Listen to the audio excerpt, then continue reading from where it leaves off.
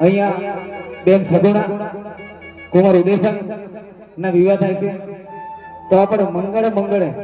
યથાશક્તિ પ્રમાણે દાન કરીશું બરાબર એક પણ મંગળ ખાલી જવું જોઈએ નહીં દાન કર્યા વિના જે બને તે ફૂલ નહીં તો ફૂલની પાંખડી પર બેટા થોડી જગ્યા કરી દેશો અહીંયા થોડી જગ્યા કરી આપીશું